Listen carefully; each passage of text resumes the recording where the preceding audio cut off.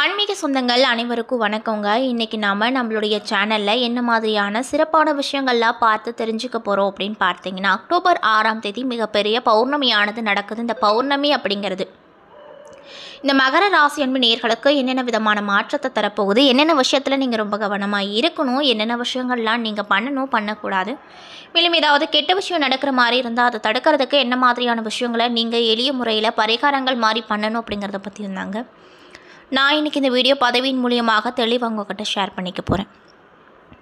இந்த பதிவில் சொல்லக்கூடிய ஒவ்வொரு விஷயங்களுமே கண்டிப்பாக உங்களுக்கு பயன் தரக்கூடிய விஷயமாக தான் இருக்கக்கூடுங்க. ஸோ வீடியோவை ஸ்கிப் பண்ணாமல் தொடர்ச்சியாக பாருங்கள்.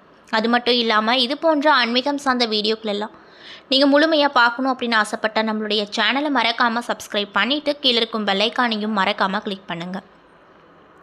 அப்போ தான் நம்ம சேனலில் போடுற ஒவ்வொரு வீடியோவுமே நோட்டிஃபிகேஷனாக உங்கள்கிட்ட உடனுக்குடனே வந்து சேரும். அது மட்டும் இல்லாமல் உங்களுடைய ராசி அதிபதியாக இருக்கக்கூடிய அந்த சனீஸ்வரரை உங்களுக்கு ரொம்ப பிடிக்கும்னா இந்த வீடியோக்கு ஒரு லைக் பண்ணிவிட்டு உங்களுடைய ஆழ் மனதில் நிறைவேறாத விஷயங்கள் அப்படின்னு சொல்லிட்டு நிறையவே இருக்கும், அதில் ஏதோ ஒரு விஷயம் நடக்கணும்னு சொல்லி மனதார வேண்டிட்டு நம்மளுடைய கமெண்ட் பாக்ஸில் சனீஸ்வரருக்கு போற்றி அப்படின்னு சொல்லி மறக்காமல் பதிவிடுங்க. இந்த சமயத்தில் நீங்கள் அவரை நினச்சி இப்படி ஒரு விஷயம் பண்ணும்போது கண்டிப்பாக நீங்கள் என்ன விஷயம்லாம் நடக்கணும்னு சொல்லி மனதார நினைக்கிறீங்களோ அந்த விஷயங்கள் அனைத்துமே அவர் நிச்சயமாக நடத்தி கொடுப்பாரு. ஸோ நம்பிக்கையோடு இந்த ஒரு விஷயத்தை பண்ணி பாருங்கள். ஸோ இப்போ வாங்க நம்ம வீடியோக்குள்ளே போகலாம். மகர ராசிக்காரங்களை பொறுத்த வரைக்கும் எப்படிப்பட்டவங்களாக இருப்பாங்கன்னு பார்த்தீங்கன்னா, மகர ராசிக்காரர்கள் சிறப்பாகவும் அழகாகவும் கம்பீரத்துடனும் இருப்பாங்க. எத்தனை பிரச்சனைகள் வந்தாலுமே மனதிலேயே பலவித போராட்டங்களையும் அதற்கு தாங்களே தீர்வு எடுப்பாங்க. இதே மனநிலையை மற்றவர்களையும் அதாவது அவங்க மனசில் மற்றவங்க எப்படிப்பட்டவங்க அப்படிங்கிற எடையும் போட்டு விடுவாங்க அப்படின்னு சொல்லப்படுது. அது மட்டும் இல்லாமல் தைரியத்திற்கு பெயர் பெற்ற ராசி தான் இந்த மகர ராசி. தன்னம்பிக்கை ரொம்ப அதிகமாக அவங்கக்கிட்ட இருக்கும். மற்ற ராசிகளிடம் இல்லாத துணிச்சல் மகர ராசிக்காரங்கிட்ட அதிகமாக இருக்கும். சகிப்புத்தன்மையை பெயர் பெற்றவர்கள் அப்படிங்கிறதுனால அனைவரும் இந்த ராசிக்காரர்களுக்கு நெருக்கமாக இருப்பாங்க. சூழலுக்கு ஏற்றவாறு தங்களை மாற்றிக்கொள்வதில் நட்பு வட்டாரம் இவர்களுக்கு பெரிதாக இருக்கும். பொறுமை, சகிப்புத்தன்மை, பக்குவம் நிறைந்தவர்கள் என்றாலுமே எல்லாத்திற்குமே ஒரு லிமிட்டு தாங்க.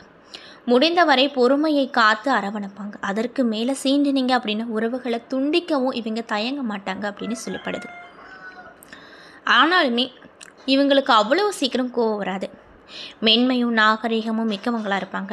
எதையுமே உழைத்து பெற வேண்டும் அப்படின்னு நினைப்பாங்க. தாங்கள் மட்டுமில்லாமல் தங்களின் குடும்பத்தையும் சேர்த்தே உயர்த்துவாங்க இந்த மகர ராசிக்காரங்க.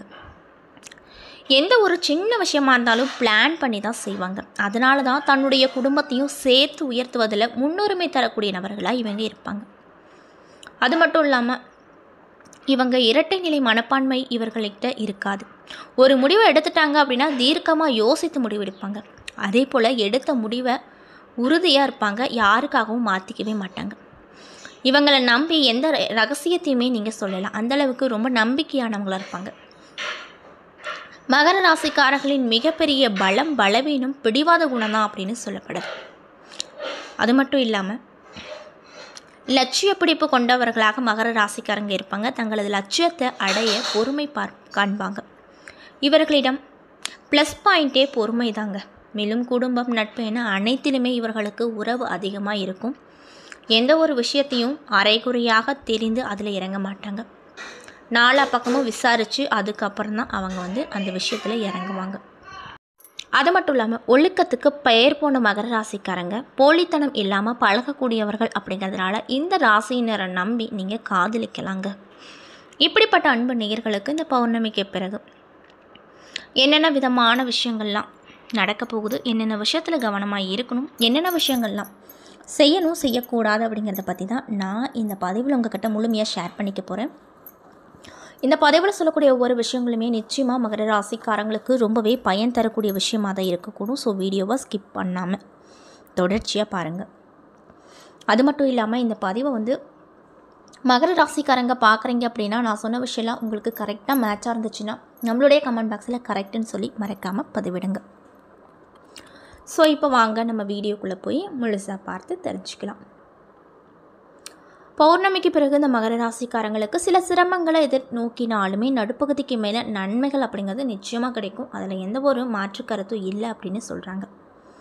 மேலும் குடும்பத்தில் உறவினர்களால் சில பல பிரச்சனை அப்படிங்கிறது ஏற்பட்டாலுமே பெரிய பாதிப்புகள் எதுவும் வராது. அதனால் கவலைப்படாதீங்க. எந்த பிரச்சனையாக இருந்தாலும் நிதானத்தோடு கையாள வேண்டும். மனைவி குழந்தைகளிடம் அன்பாக நடந்து கொள்ள வேண்டும். ஆடம்பரமாக செலவு செய்ய வேண்டாங்க. ஏன்னா பணப்பற்றாக்குறை உங்களுக்கு இந்த காலகட்டத்தில் நெருக்கடிகளை கொடுக்கக்கூடும். அதனால் ஆடம்பர செலவுகள் இப்போதைக்கு எதுவும் பண்ண வேண்டாம் அப்படின்னு வலியுறுத்தப்படுது. விருந்தினர்களின் வருகையால் வீடு கலகலப்பாக இருக்கும். இதனால் நீங்களும் சந்தோஷகரமாக இருப்பீங்க. எந்த வகையிலுமே வீட்டில் சந்தோஷம் குறைவு எதுவுமே ஏற்படாது. மகிழ்ச்சி அப்படிங்கிறது அதிகரிக்கும். மன நிம்மதியும் கிடைக்க போகுது. மேலும் பணவரவு அதிகரிக்க நீங்கள் போட்ட சில திட்டங்கள் அப்படிங்கிறது வெற்றி பெறும். அதனால் கையில் தாராளமாக பணம் புழக்கம் அப்படிங்கிறது கிடைக்கும். கார் வாங்குகின்ற ஆசை இருந்தால் இந்த காலகட்டத்தில் நிறைவேறுவதற்கான சூழ்நிலைகள் அப்படிங்கிறது உண்டாக போகுது. குடும்ப உறுப்பினர்களின் ஆசைகளை நிறைவேற்றி வைப்பதில் சந்தோஷம் அப்படிங்கிறது அதிகரிக்கும். சிலர் குடும்பத்தோடு வெளிநாடு பயணம் செல்கின்ற வாய்ப்பு உண்டாகும். மேலும் பிள்ளைகளின் நடவடிக்கை மன நிம்மதியை கொடுக்கும். பொறுப்பை உணர்ந்து நடந்து கொள்வீங்க. மேலும் அலுவலகத்தில் சில எதிர்பாராத பிரச்சனைகள் அப்படிங்கிறது உங்களுக்கு இந்த காலகட்டத்தில் உண்டாகலாம். அதிலிருந்து நீங்கள் ஈஸியாக விடுபடுவீங்க. இன்னும் சிலருக்கு பணி மாறுதல் அப்படிங்கிறது ஏற்பட போகுது. மேலும் பணி செய்யும் இடத்துல அதிகாரிகளின் ஒத்துழைப்பு கிடைக்கும். மாத கடைசிக்கு மேலே அரசு பணியில் இருக்கக்கூடியவங்களுக்கு அலைச்சலால் பாதிக்கப்படக்கூடிய சூழ்நிலை அப்படிங்கிறது உண்டாகும்.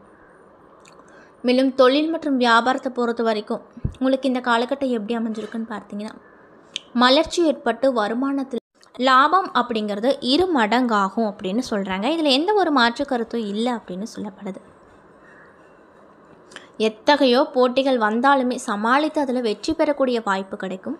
கொடுக்கல் வாங்குதல் பண வரவுகள் விஷயத்தில் அலட்சியமாக இருக்காதீங்க. மேலும் குடும்பத்தை வழிநடத்தக்கூடிய பெண்களுக்கு பொறுப்பு சுமைகள் அதிகமாக இருக்கும். ஆடை ஆபரணங்கள் வாங்கி சந்தோஷப்படுவீங்க. வேலையில் இருக்கும் பெண்களுக்கு எதிர்பாராத நன்மைகள் கிடைக்கும். சில சலுகைகளும் கிடைக்கக்கூடும். மேலும் உங்களுக்கு அதிர்ஷ்டம் தரக்கூடிய நாட்கள் எல்லாம் என்னென்னு பார்த்தீங்கன்னா, அக்டோபர் 9, 13, 15. அதிர்ஷ்டம் தரக்கூடிய எண்கள் 8, 1, 2, 9. சந்திராஷ்டம தினங்கள் 20 காலை முதல் 21, 22 பிற்பகல் வரை. மேலும் நீங்கள் என்ன மாதிரியான விஷயங்களை பாராயணம் செய்யணும், பரிகாரமாக பண்ணணும் அப்படின்னு பார்த்தீங்கன்னா, சனிக்கிழமை அன்று சனி பகவானை வழிபாடு செய்வதன் மூலமாக உங்களுடைய ராசிநாதனுடைய அருள் அப்படிங்கிறது உங்களுக்கு முழுமையாக கிடைக்கும் அப்படின்னு சொல்கிறாங்க. மேலும் பாராயணமாக என்ன மாதிரியான விஷயங்களை நீங்கள் டெய்லியும் சொல்லிட்டு வரணும் அப்படின்னு பார்த்தீங்கன்னா, ஓம் அருளுங்கால் இறைவனை போற்றி, ஓம் ஆண்டியவருக்கு அருள்பவனை போற்றி அப்படின்ற இந்த சக்தி வாய்ந்த மந்திரத்தை தினந்தோறும் நீங்கள் பாராயணம் செய்து வர நிறைய விதமான நன்மைகள் அப்படிங்கிறது உங்களுக்கு நிச்சயமாக கிடைக்கும். ஸோ நம்பிக்கையோடு இந்த ஒரு விஷயத்தை பண்ணுங்கள். மேலும் நம்மளுடைய கமெண்ட் பாக்ஸ்லேயும் இந்த சக்தி வாய்ந்த மந்திரத்தை பதிவு பண்ணுங்கள். கண்டிப்பாக உங்களுக்கு அந்த சனி பகவான் நல்ல ஒரு விஷயத்தையே நிகழ்த்தி கொடுப்பார். மேலும் உங்களுக்கு யாராவது இந்த மகர ராசிக்காரங்க தெரிஞ்சவங்களாக இருந்தால் அவங்களுக்கும் இந்த விஷயங்களை பகிருங்க. அவங்களும் பலன் பெறட்டும்.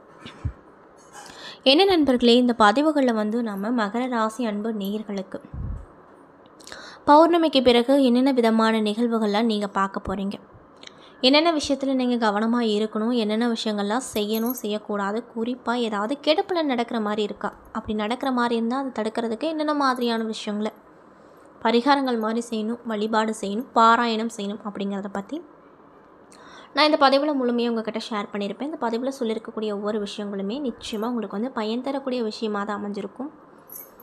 ஸோ வீடியோ பிடிச்சிருந்தால் லைக் பண்ணுங்கள், ஷேர் பண்ணுங்கள். அது மட்டும் இல்லாமல் இது போன்ற ஆன்மீகம் சார்ந்த வீடியோஸ் எல்லாம் நீங்கள் முழுமையாக பார்க்கணுன்னு நினச்சா நம்ம சேனலை மறக்காமல் சப்ஸ்கிரைப் பண்ணிவிட்டு கீழே இருக்கும் பெல் ஐக்கானையும் மறக்காமல் கிளிக் பண்ணுங்கள்.